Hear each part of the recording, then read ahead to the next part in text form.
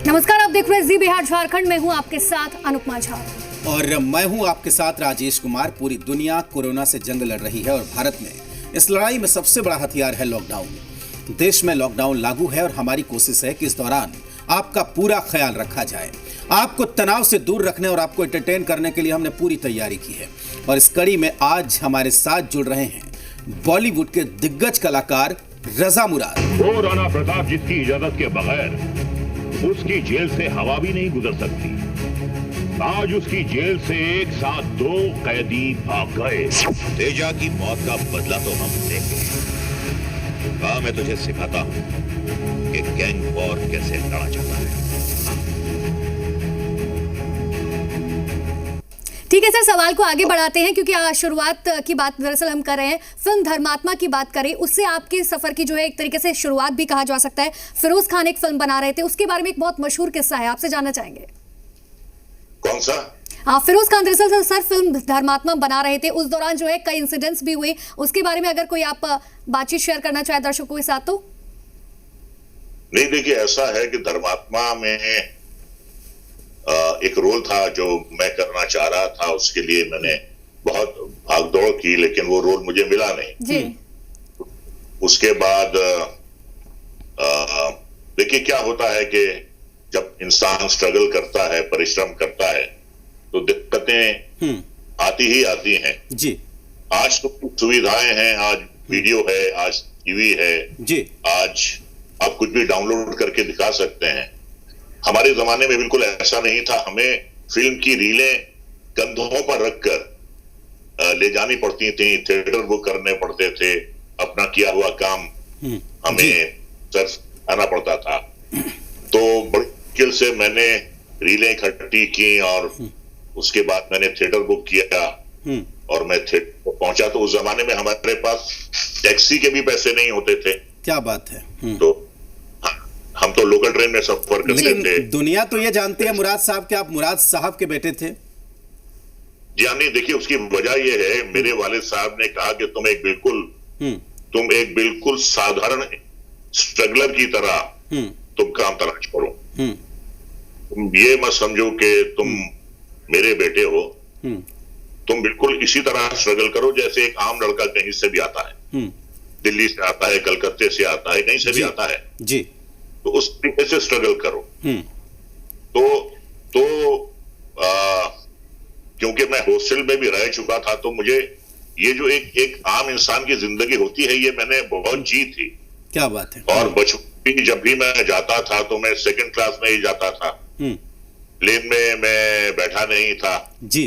तो ये तमाम जो एक आम इंसान दिक्कतों का सामना करता है, वो तमाम दिक्कतें मैंने जिंदगी में सही। फिर पहली बार जब मैंने थिएटर बुक किया तो फिरोज साहब तशरीफ नहीं लाए, उन्होंने माफी मांगी। फिर मैंने दोबारा थिएटर बुक किया, फिर वो आए और उन्होंने मेरी 2 रीलें देखी और कहा कैमरा वर्क बड़ा अच्छा था इसका। मेरे काम का जिक्र नहीं, खैर होता है, कोई बात नहीं। लेकिन उसके बाद जब तेरी गंगा मैली रिलीज हुई जी और उन्होंने ट्रायल देखा तो 2:30 बजे रात को उन्होंने मुझे फोन किया। क्या बात है। अच्छा, मैं तो सो रहा था, गहरी नींद सो रहा था, फोन बजा, मैं घबरा गया। ये रात के 2:30 बजे फोन इसका है। Well Raza, this is Feroz Khan, I have seen your movie Ram Teri Ganga Maili, you have done splendid super job and I have something very good to offer, so why don't you come tomorrow to my office, we'll talk about it. क्या बात है। वो अंग्रेज आदमी थे वो। खैर फिर मैं गया, अगले दिन उनके दफ्तर गया और फिर उन्होंने मुझे वो रोल सुनाया और बहुत मेरे काम से वो इम्प्रेस्ड हुए थे। जो राम तेरी गंगा मैली में मुझे रोल मिला था। देखिए कहने का लुबे लुबाब ये है कि क्रिकेटर रन तभी बना सकता है जब आप उसे एज एन ओपनर भेजें, फर्स्ट डाउन भेजें, सेकंड डाउन भेजें, मिडिल ऑर्डर भेजें। आप अगर 9 डाउन 10 डाउन अगर आप उसे भेजते हैं तो वो बेचारा रन कहां से बनाएगा। बिल्कुल बिल्कुल प्रेशर में रहेगा उस वक्त। आपको रोल करने का स्कोप ही ना मिले, ही ना मिले, अपॉर्चुनिटी ही ना मिले, अंग्रेजी में एक कहावत है कि ability without opportunity is a big zero. जी। अगर आप में क्षमता है और उसे दिखाने का मौका ही नहीं मिल रहा है तो जी। क्या करेंगे आप? तो यही मेरे साथ हुआ, बिल्कुल। लेकिन राज कपूर साहब ने मुझे एक नई जिंदगी दी। बिल्कुल। मुझे- रजा मुराद जी, जी। बिल्कुल बातचीत का सिलसिला आगे बढ़ाएंगे। जो आप जिक्र कर रहे हैं, जो चर्चा आप कर रहे हैं, सवाल उसी से है। क्या यही वजह थी कि मुराद साहब के बेटे होने के बाद भी आप जो FTII पुणे में पढ़ाई पूरी करने गए? क्योंकि देखा कम जाता है कि बड़े कलाकार के या बेटे या बेटियां जो होती हैं वो किसी फिल्म इंस्टीट्यूट में जाके पहले शिक्षा ग्रहण करें, उसके बाद ये भी कहा जाता है कि आप जब फिल्मों में काम करने के लिए आए तो आपने ये सोचा कि मैं अपने दम पर काम हासिल करूंगा। जी हाँ, बिल्कुल बिल्कुल बिल्कुल जी। बिल्कुल। और इसका जिक्र मैंने पहले भी किया है इस प्रोग्राम में। तो देखिए क्या है कि परिश्रम, स्ट्रगल जो है ये इंसान के लिए एक कमांडो ट्रेनिंग है। स्ट्रगल जिंदगी में बहुत जरूरी है। रंग लाती है हिना पत्थर पे पिस जाने के बाद। जी। क्या बात। जब तक पत्थर पे, जब तक आपको घिसा नहीं जाता, आपको पीसा नहीं जाता, तब तक रंग नहीं आता है। और जब स्ट्रगल के बाद, परिश्रम के बाद जब आपको कामयाबी हासिल होती है तो फिर उस कामयाबी का अलग मजा ही है। बिल्कुल रजा जी, क्योंकि उसी मुझे परिश्रम की जरा बात कर लेते हैं, क्योंकि नमक हराम फिल्म की हम बात करें। ऋषिकेश मुखर्जी ने दरअसल आपको एक कुर्ता दिया था, उसको लेकर एक बहुत बड़ा किस्सा रहा है, उसे धोना नहीं था, कुछ इस तरीके का किस्सा रहा है, दर्शकों के साथ साझा करना चाहेंगे, और उस फिल्म का कोई एक डायलॉग भी दर्शकों के लिए। या देखिए, ऐसा था कि नमक हराम में जो मुझे उन्होंने रोल दिया, एक शायर का रोल था, एक टूटा हुआ शायर, जिंदगी से मायूस, बीमार, बिल्कुल एक जिंदगी से टूटा हुआ इंसान। जी। तो उन्होंने मुझसे कहा कि ये रोल जो है, ऐसा रोल खुशनसीब एक्टर को 20 साल में एक बार मिलता है, और बदनसीब एक्टर को जिंदगी में ऐसा रोल कभी मिलता ही नहीं है। तो उन्होंने कहा कि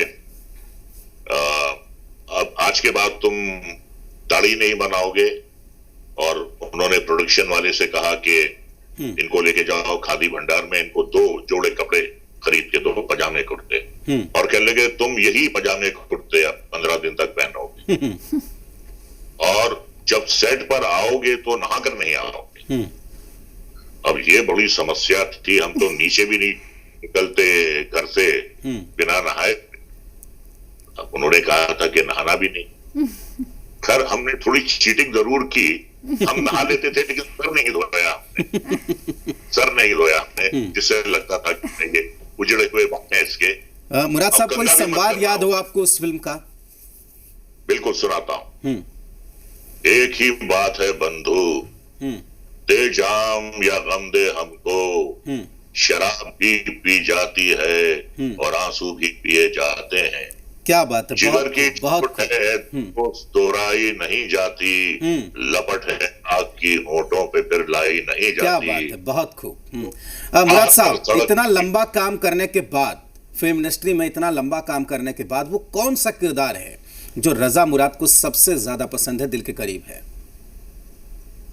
देखिए, दिल के करीब तो सबसे करीब जज्बाती तौर पे मैं अगर किसी फिल्म से जुड़ा हुआ हूं तो वह है राम तेरी गंगा मैली, जी। क्योंकि राज कपूर साहब की वो जिंदगी की आखिरी फिल्म थी, जी। और पहले प्रेम रोग में भी उनके साथ काम कर चुका था। एक बड़ा बहुत ही सख्त किस्म का रोल था वीरेंद्र जी। प्रताप सिंह का, जी। और इसमें एक पॉलिटिशियन भागवत चौधरी का रोल था।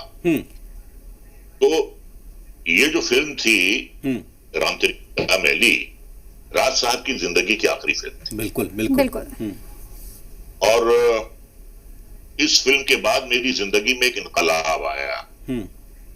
लोग मुझे देखकर मुंह फिर लेते थे, लोग मुझे देखकर अपना रास्ता बदल लेते थे, उन्होंने मुझे देखकर मुस्कुराना शुरू किया। रजा जी, बातें बहुत सारी हैं, वक्त की थोड़ी सी कमी है, लेकिन ये फिल्म जो आपके बहुत दिल के करीब रही है, जाने से पहले एक कोई डायलॉग या एक कोई गाना जो भी आप दर्शकों को सुनाना चाहे, कोई भी शायरी? शायरी सुनाऊं? बिल्कुल, जो भी आपको पसंद हो सर। हाँ हाँ, भीग जाती हैं जो पलकें कभी तन्हाई में, जी। भीग जाती हैं जो पलकें कभी तन्हाई में, कांप उठता हूं मेरा दर्द कोई जान ना ले, यूं डरता हूं कि ऐसे में अचानक कोई, यूं भी डरता हूं कि ऐसे में अचानक कोई मेरी आंखों में तुम्हें देख के पहचान ना ले। क्या बात है। रजा मुराद साहब, लगता तो है कि आपसे लगातार बात करते रहे, लेकिन समय की पाबंदी है। बहुत शुक्रिया हमारे साथ जुड़ने के लिए, हमें अपना कीमती वक्त देने के लिए। बहुत बहुत शुक्रिया रजा मुराद जी, तमाम समय देने बहुत के लिए। शुक्रिया। मैं दोबारा फिर कभी मैं आपके साथ जुड़ना हूं। बिल्कुल बिल्कुल, बहुत शुक्रिया सर, क्योंकि हम दोबारा जरूर आपको जोड़ेंगे और आपसे बातचीत करेंगे, और आपने इच्छा जाहिर की है दोबारा हमारे साथ बात करने की, इसके लिए आपको बहुत शुक्रिया। तो इस खास पेशकश में इतना ही। देखते रहिए जी बिहार झारखंड। नमस्कार। नमस्कार।